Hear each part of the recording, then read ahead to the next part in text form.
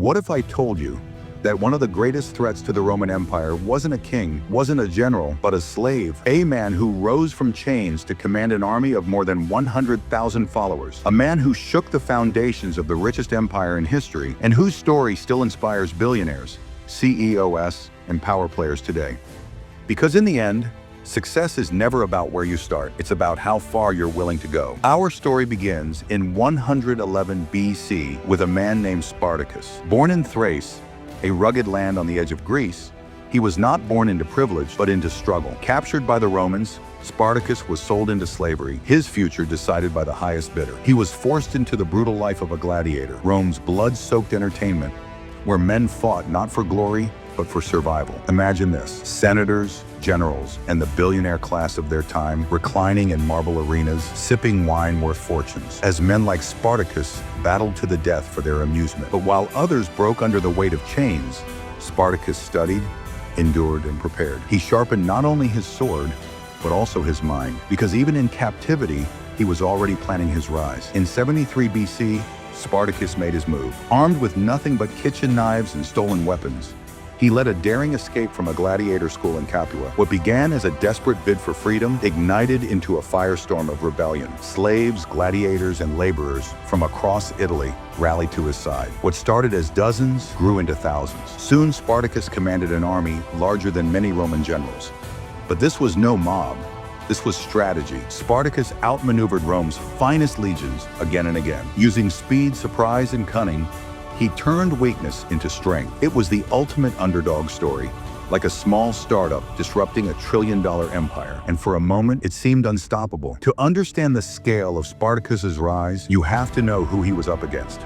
The Roman Empire was the Silicon Valley of its age. Its elites controlled unimaginable wealth, vast estates, gold mines, fleets of ships. The richest Romans lived in villas that rivaled today's half-billion-dollar mansions. They hosted banquets that would make modern celebrity parties look cheap. And they measured their power not just in gold, but in the thousands of slaves they owned.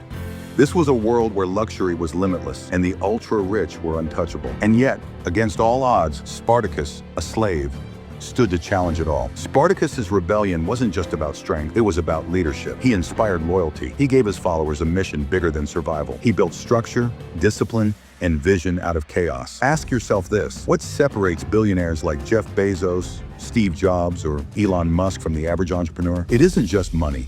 It's their ability to rally people around an impossible dream. Spartacus understood this instinctively. He transformed slaves into soldiers, fear into courage, and oppression into opportunity. Because leadership creates empires, but every empire builder faces their greatest test. For Spartacus, it was Rome's sheer scale and wealth. The Senate unleashed Marcus Licinius Crassus, the richest man in Rome, worth billions by today's standards. Crassus commanded legions, silver mines, and resources Spartacus could never match. After years of victories, the tide finally turned. Spartacus's army was cornered, outnumbered, and surrounded, and yet he did not run. He fought to the very end, sword in hand, refusing to surrender. Spartacus fell in battle, not as a slave, but as a free man. So why does the story of a slave-turned-rebel still matter in a world of private jets, super yachts, and billion-dollar fortunes? Because Spartacus proved that true power isn't about where you start, it's about how you rise. He showed that courage, vision, and leadership can disrupt even the mightiest empires. And here's the irony: Crassus, the billionaire who crushed Spartacus, is remembered mostly for his wealth. But Spartacus, the slave, is remembered for his impact. Wealth fades. Legacy lasts forever. So, are you chasing money or are you building legacy? Because every modern empire, from Amazon to Tesla, started as someone's rebellion against the impossible. Chains don't define you. Your vision does. If this story inspired you, make sure to like this video, subscribe, and share it with someone who needs the reminder. Greatness can rise from anywhere.